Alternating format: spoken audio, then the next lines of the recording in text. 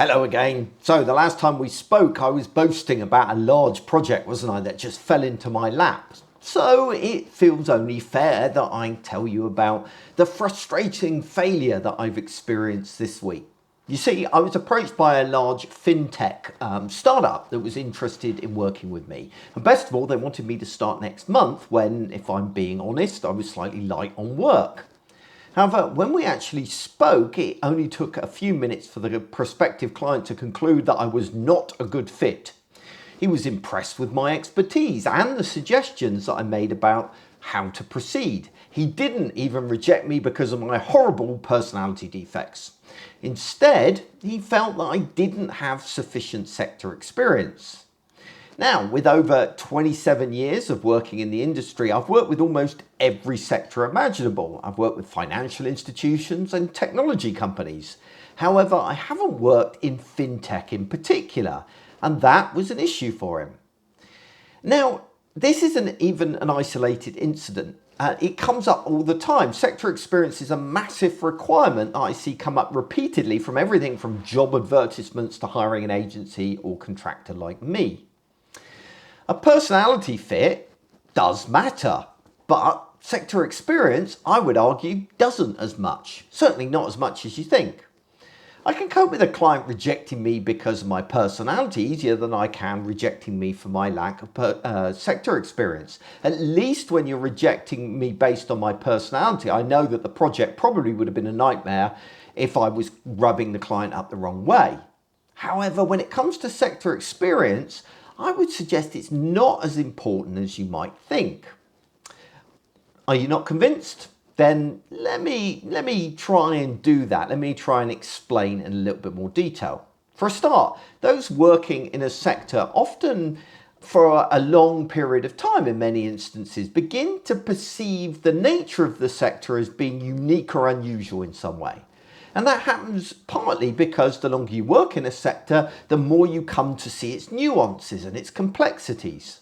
However, when working on something like a redesign of a website or even something like a digital strategy, these nuances aren't as significant as you might think. For example, the fintech client I mentioned earlier may have been concerned that I didn't have a good enough understanding of the regulatory requirements related to selling financial services. Although they would be correct that the financial services sector has regulatory requirements unique to it, almost every other sector has legal requirements of some sort. There's nothing unusual or unique about that. And so any kind of experienced consultant will have an approach for dealing with these kinds of constraints. Even more significant differences, like the gap between B2B and B2C, are not as vast as you might think. So, for example, usability and conversion optimization work doesn't vary that much between the B2B sector and the B2C sector. In both cases, you're trying to persuade people to take action, and people make decisions in a pretty consistent way, whether they're buying personally or corporately.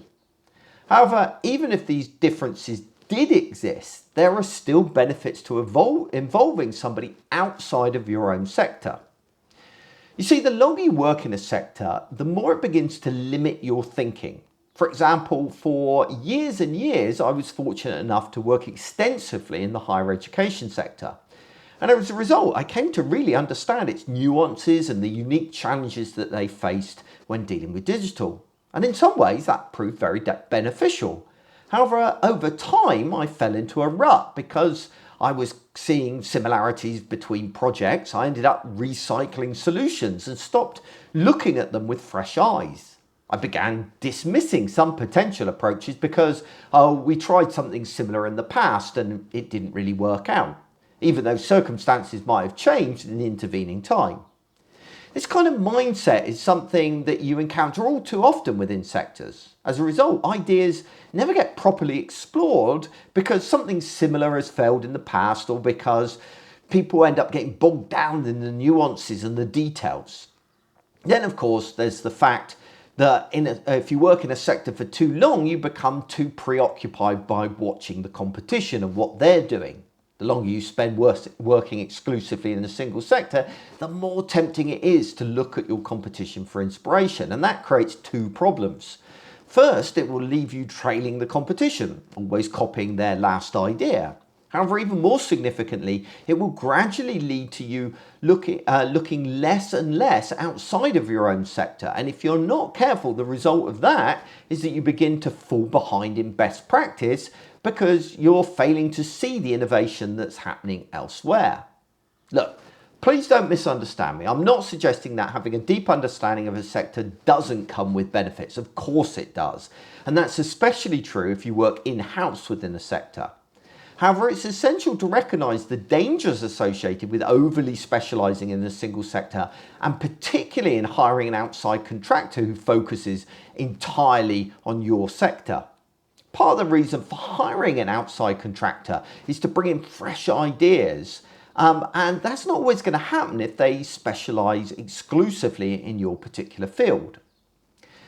Now, I realise that this whole thing is probably coming across as a little bit bitter, that I've just lost a piece of work and so I'm having a good moan about it. But I believe that there are two valuable takeaways from this particular experience. First, think carefully about the kinds of person you want to hire, whether that's for a full-time position or an outside contractor. Then ask yourself whether you really need some fresh ideas and maybe somebody to come in and challenge the status quo.